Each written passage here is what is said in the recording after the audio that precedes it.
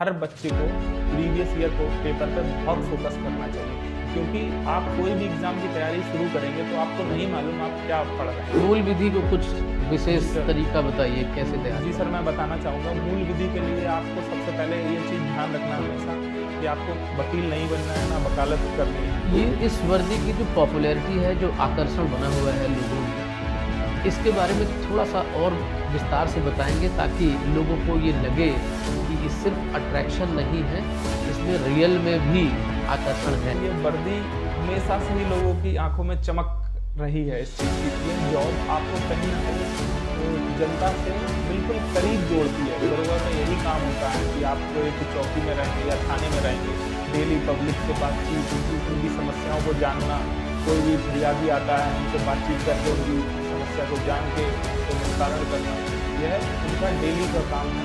तो इसलिए कहीं ना कहीं पब्लिक इस चीज़ की चमक को देखते हुए आकर्षित होती है इस वर्दी की।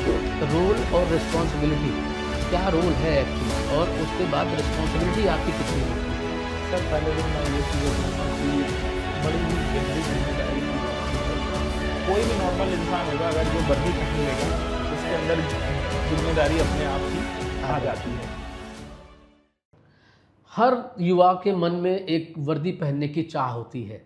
मुझे लगता है कि ये चाह और भी अच्छी हो जाती है जब एक यूनिफॉर्म आपके वर्दी की तरह जब चमक बढ़ाती है आपकी पोस्ट की रौनक। ये सपना हर युवा के मन में होता है, मैं जानता हूँ, क्योंकि कभी ना कभी वर्दी देख के अट्रैक्शन, पॉपुलैरिटी, आकर्षण, ये तो सबको देख के होता ही है। हर एस्पिरेंट यही सोचता है जब तैयारी करने से पहले कि मैं भी उस वर्दी को कभी तो पहनूंगा। आइए एक ऐसी ही शख्सियत से मिलवाता हूँ जिन्होंने इस सपने को साकार ही नहीं बल्कि अपने परिवार को, अपनी फैमिली को, समाज को, सबको गौरवान्वित भी किया है। तो मैं मिलवाना चाहूँगा मिस्टर सुमित जी से। बहुत बहुत स्वागत है आपका, ताकि आने वाली पीढ़ी जो एस्पिरेंट जो तैयारी कर रही है वो सही मार्गदर्शन के साथ साथ अपनी सफलता को भी सुनिश्चित कर सके। थैंक यू, बहुत बहुत धन्यवाद सर आपका जो मुझे यहाँ आपने बुलाया। नहीं, यू डिज़र्व। हमें लगा कि इससे और भी कुछ बहुत सारे लोगों का भी लाभ हो सकता है आपके यहाँ आने से। तो मुझे लग रहा है कि अब अपने बारे में आप सबसे पहले शुरू करिए बताना। सर जैसा कि आप मुझे यहाँ बुलाए इसके लिए मैं फिर से आपको एक बार थैंक यू बोलूँगा। Thank you. यह वर्दी मैं लगभग मार्च 2023 में अपने शरीर पर धारण किया। बहुत उसके अच्छे। बाद मेरा यह सफ़र वहाँ से चलकर आज यहाँ मैं आपके सामने बैठा हूँ।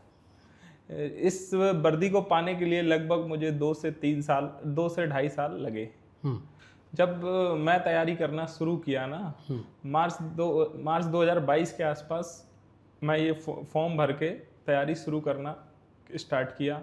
उस समय मैं 6 से 8 घंटे लाइब्रेरी में अपना समय देना शुरू किया और चीज़ों को धीमे धीमे पढ़ना शुरू किया। देखा कि यह लगता था कि इतनी बड़ी जॉब मैं ले सकता हूँ कि नहीं, ये मुझे भी कहीं ना कहीं अपने मन में ये चीज़ें आती थी।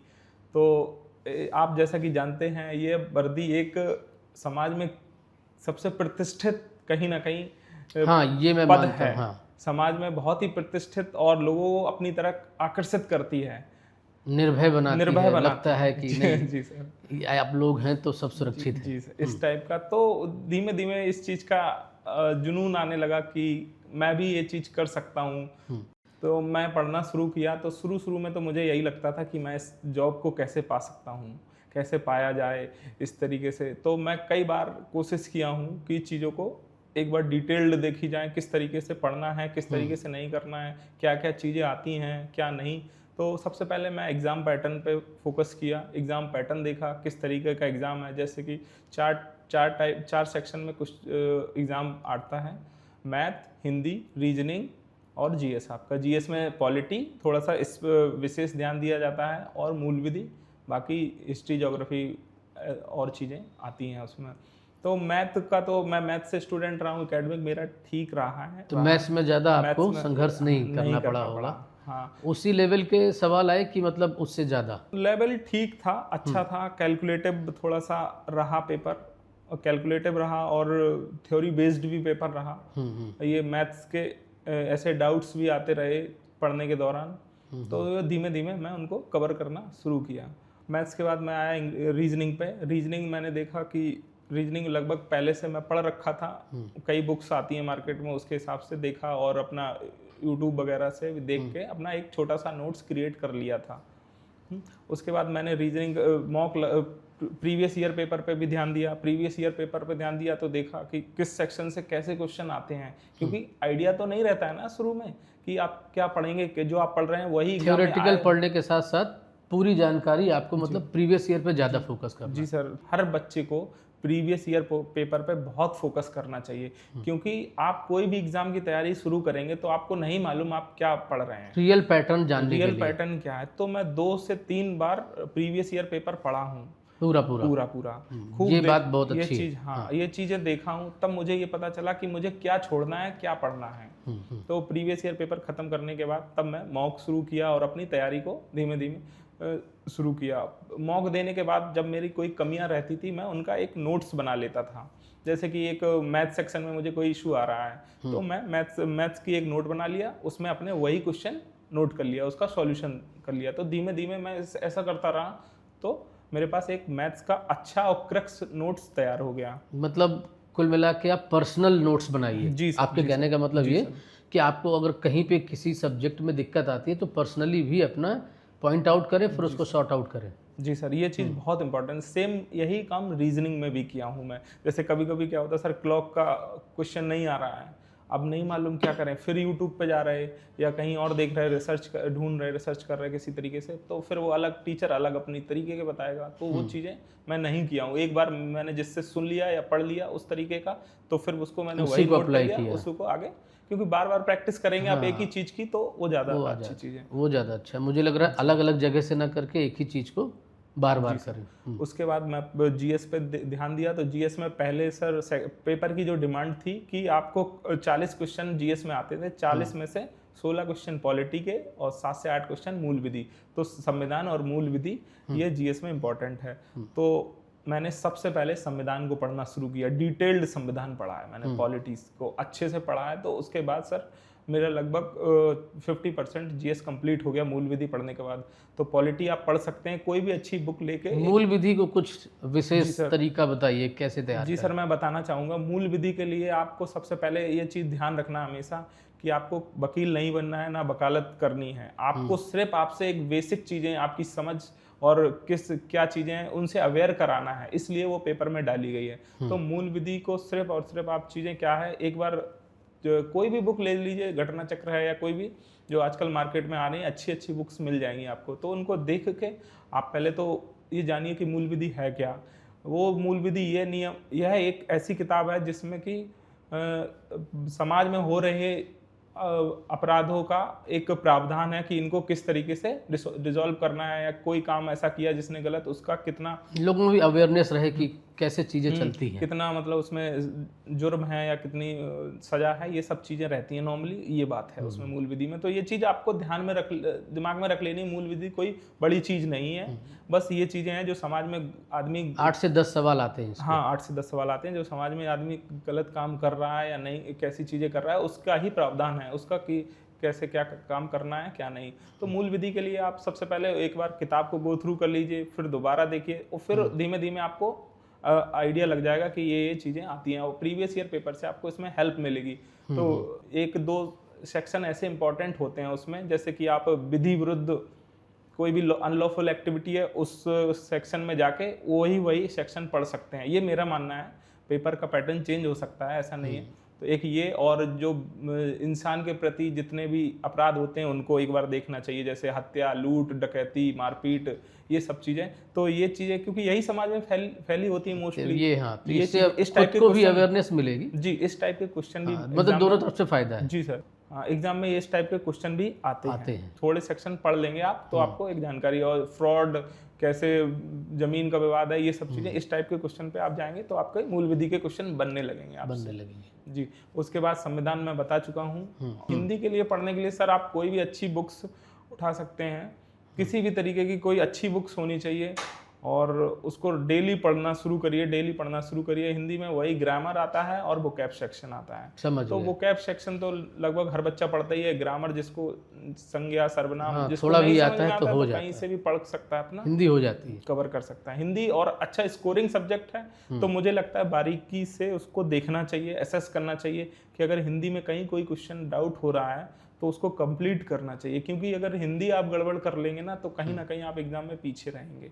तो हिंदी और रीजनिंग को फोकस करिए आप, और चीज़ों को आगे बढ़ाते रहिए, अपडेट करते रहिए, चीज़ें बढ़ती रहेंगी। मेरे पास तो काफ़ी सपोर्ट रहा सर। कुछ ऐसे लोग रहे जो मुझे बहुत सपोर्ट किए, जैसे कि मेरे एक सर हैं योगेश सर, मैथ्स पढ़ाते थे। तो मैं उनसे पूछता था, कोई भी बात है मुझे नहीं समझ में आती थी, तो जैसे सर मैथ्स कैसे पढ़ना है, तो वो मुझे खुद बताते थे कि आप ऐसा करिए, उस चीज़ की क्वेश्चन को देखिए, नहीं आता है उसको एक बार नोट कर लीजिए, मैं उसका सॉल्यूशन आ जाएगा, फिर आप उसी को दोबारा रिवाइज करिए, चीज़ें करिए तो उसको कंप्लीट कर सकते हैं। मैं उनसे ही बार बार पूछता रहता था। जैसे पॉलिटी मैं अच्छे से पढ़ लिया था 2 बार, तब भी मुझे मतलब क्वेश्चन नहीं बन रहे नहीं थे। समझ आ रहे थे। तो उन्होंने बताया कि आप कम से कम डेली पॉलिटी को कम से कम 10 पन्ने डेली पढ़िए। एक क्या होगा, आपके 100 पन्ने होंगे या 150 पन्ने होंगे, वो आपके 10 दिन या 15 दिन में खत्म हो जाएंगे। फिर और उसको रिवीजन कम करिए, से कम 10 बार रिवाइज 10 बार करिए। पढ़िए। तो मैं ये स्ट्रेटजी अपनाया, तो सच में एक टाइम था सर, पॉलिटी मतलब मुझे अच्छे से रट गई थी और चीज़ें क्लियर आने लगी थी समझ में। ये चीज़ें बहुत ज़रूरी हैं और हर इंसान को करना चाहिए, तभी ये आप वर्दी की चमक जो पा रहे हैं या देखना चाह रहे हैं वो तो तभी हो मिलेगी। सकता है। वही हो सकता है। कोई शॉर्टकट के आप नहीं जा सकते हैं कि आप बस कुछ दिन पढ़ें और मॉक लगाएं और हो जाए इजीली। आपको अपनी कमियों को असेस करना पड़ेगा। अगर आप अपनी कमियां असेस नहीं करेंगे तो कहीं ना कहीं आप ये मान लीजिए सिलेक्शन से दूर हैं। ये इस वर्दी की जो पॉपुलैरिटी है, जो आकर्षण बना हुआ है लोगों में, इसके बारे में थोड़ा सा और विस्तार से बताएंगे ताकि लोगों को ये लगे कि ये सिर्फ अट्रैक्शन नहीं है, इसमें रियल में भी आकर्षण है। देखिए सर, ऐसा है, ये वर्दी हमेशा से ही लोगों की आंखों में चमक रही है इस चीज की। जैसे कि हम लोग शुरू से ही देखे हैं, वर्दी दरोगा एक अलग ही क्रेज होता है, एक अलग। क्रेज होता है, और कई फिल्म में भी दर्शाया गया है, जैसे कि दरोगा तो थानेदार एक बहुत बड़ा पद है, और ये समाज में एक बहुत ही प्रतिष्ठित पद है। इसलिए इस वर्दी को लेके इंसान के अंदर जुनून और आकर्षण रहता है। यह जॉब आपको कहीं ना कहीं जनता से बिल्कुल करीब जोड़ती है। ये पहला पद ऐसा है जो आपको जनता से जोड़ता है। दरोगा का यही काम होता है कि आपको एक चौकी में रहेंगे या थाने में रहेंगे, डेली पब्लिक से बातचीत, उनकी समस्याओं को जानना, कोई भी फरियादी आता है उनसे बातचीत करके उनकी समस्या को जान के उस पर निस्तारण करना, यह उनका डेली का काम है। तो इसलिए कहीं ना कहीं पब्लिक इस चीज की चमक को देखते हुए आकर्षित होती है इस वर्दी की तरफ। रोल और रिस्पॉन्सिबिलिटी दोनों, हालांकि आपने जो बताया उसमें काफ़ी हद तक ये बातें आ गई हैं, लेकिन अलग से भी इसको बताइए कि क्या रोल है एक्चुअली, और उसके बाद रिस्पॉन्सिबिलिटी आपकी कितनी होती है, किस तरह का वर्क प्रोफाइल होता है, किस तरह के काम करने होते हैं, सुबह शाम तक आ गए उसके बाद क्या प्रोफाइल होता है पूरा? सर पहले तो मैं ये चीज़ें कहूँगा कि बड़ी ही गहरी जिम्मेदारी की नौकरी है ये। हाँ, हर व्यक्ति को, एक कोई भी नॉर्मल इंसान होगा अगर जो वर्दी पहन लेगा, उसके अंदर जिम्मेदारी अपने आप ही आ जाती है कहीं ना कहीं, मुझे ये लगता है। तो वर्दी पहनने के बाद आपको अपनी समस्याएं ना देखते हुए पब्लिक की समस्याओं को देखना, उनका समाधान, उचित समाधान करना बहुत जरूरी है। ये सबसे बड़ा दायित्व है, और कहीं ना कहीं ये चीज़ें होती हैं और अच्छा भी फील होता है। आपको अपने आप में भी बहुत अच्छा फील होगा जब आप ये काम करेंगे। पुलिस वाला ये चीज़ें निभाता है, और जिम्मेदारियाँ इस तरीके की, सुबह नॉर्मली 10 बजे के आसपास आपकी उठेंगे आप, थाने गए, थाने में जो भी कार्यशैली है कि क्या डाक है कोई, उसको देखना, कोई एप्लीकेशन आया है उसको समझना, अगर उसमें कोई कार्रवाई हो सकती है तुरंत, उस पर तुरंत कार्रवाई करने के लिए आप कर सकते हैं, नहीं तो उसको आगे जांच के लिए भी कर सकते हैं आदेश। ये चीज़ें रहती हैं। उसके बाद आप क्षेत्र में भी देख सकते हैं कि कहीं कोई लॉ एंड ऑर्डर नहीं है, खराब तो नहीं है, या कोई जानकारी है आपको कि कहीं अतिक्रमण हटना है या कोई समस्या है, कहीं ये सारा देखना जी होता है। सर, बैंकों की चेकिंग समय समय पे करनी होती है कि कहीं बैंक में क्या कोई ऐसे पब्लिक का आदमी गलत उल्टा सीधा तो आना जाना नहीं है इस तरीके से। डेली नए टास्क जी देखने सर। हैं, उसको मीट आउट करना है और एक पब्लिक को मैसेज देना है कि भाई कोई दिक्कत नहीं है, अगर कोई दिक्कत है तो उसका सॉल्यूशन भी देना जी है। सर बिल्कुल, यही चीजें लगी रहती हैं। डेली नए नए टास्क हाँ, आते रहते हैं, डेली नया। डेली नए नए टास्क आते लगता है कि रहते हैं। आज हमने पूरा कर लिया कि कल सुबह उठते ही फिर एक पता चले सर कभी पब्लिक कोई धरना प्रदर्शन होना है, हाँ 2 गुटों में ही तो 2 संघर्ष गुटों शुरू में हो गया। धरना प्रदर्शन होना है, तो वहां पर पुलिस को इन्वॉल्व होके एकदम से शांतिपूर्वक वो काम करा के इजीली सॉल्यूशन देना ही है। हाँ, ये चीजें रहती हैं। बहुत जिम्मेदारी हैं पद में, पर ये है आप ये नौकरी पाने के बाद अच्छा फील भी करेंगे, क्योंकि आप ऐसे यही तो करना ही था भाई, ड्रीम यही था। हाँ हाँ अब टारगेट जब पूरा होता है तो जी, फिर जॉब तो उसके बाद शुरू होनी ही है। हर जॉब में कहीं ना कहीं परेशानियां तो रहती हैं, ये तो सबको मानना पड़ेगा। और हर इंसान ये देखता होगा कि भले वो कोई भी पोस्ट पे हो, किसी भी पोस्ट पे हो, जिम्मेदारी उसकी रहेगी और उसको वो काम करना पड़ेगा और वहाँ उसको परेशानी दिखेंगी। ये तो हर पोस्ट में है सर। सुमित जी, मैं एक चीज़ और जानना चाहूँगा, बच्चों का बहुत सवाल आता है इस बारे में कि चलिए हमने इतना सारा कुछ जैसे प्रोसेस कर लिया और एक नौकरी मिल गई, तो उसमें एक छोटा सा पार्ट है, मैं पूछ लेता हूँ आपसे, बहुत ज़रूरी पार्ट नहीं है, कि इसमें सैलरी क्या मिलती है इस जॉब में? सर देखिए, सैलरी एक मोटिवेशन का काम तो करती है, ये तो सभी जानते हैं। तो सैलरी यही है सर, शुरुआत में जैसे बेसिक पे इसका 35,400 है, फिर उसके बाद बहुत सारे अलाउंसेस के आसपास 48-50 के आसपास स्टार्टिंग होती है इस समय। स्टार्टिंग जी सर। अब नया पे कमीशन बढ़ेगा तो उसमें थोड़ा बहुत ऐड ऑन हो जाएगी। हाँ, मतलब सैलरी भी एक मोटिवेशन का पॉइंट है। अराउंड 50,000 मिलती है से स्टार्टिंग से स्टार्टिंग हो जाती हाँ, तो बच्चे आपका ये क्वेश्चन भी सॉर्ट आउट हो गया। जैसे कि सर मैं ट्रेनिंग में था, तो मेरी ट्रेनिंग में सैलरी लगभग 48 के अराउंड आई थी। हाँ, ट्रेनिंग से याद आया मुझे जी कि सर। थोड़ा सा ट्रेनिंग, यानी फाइनल सिलेक्शन के बाद ट्रेनिंग कैसे, क्या क्या दौर होता है, कितने दिनों की होती है, क्या प्रोसेस होता है उसका?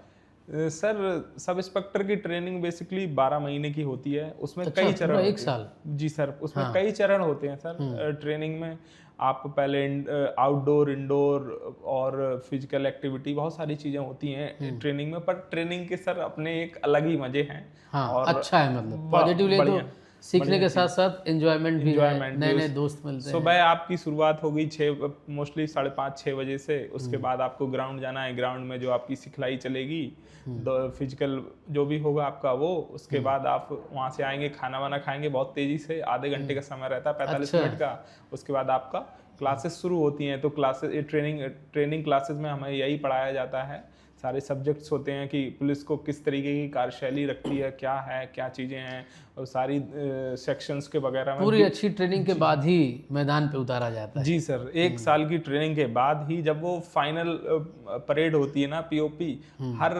लड़के का सपना होता है कि हर बच्चा, हर लड़का जो ट्रेनिंग में आया है कि वो पासिंग आउट परेड का हिस्सा बने। वो चमकते हुए सितारे उस दिन की सेरेमनी होती है, जो चलता है। हाँ, वो माँ बाप उस चीज की फीलिंग वही जान सकते हैं जिसके जो देखे हैं ये चीजें। नहीं, बहुत अच्छी चीज, एहसास है वो उस दिन का।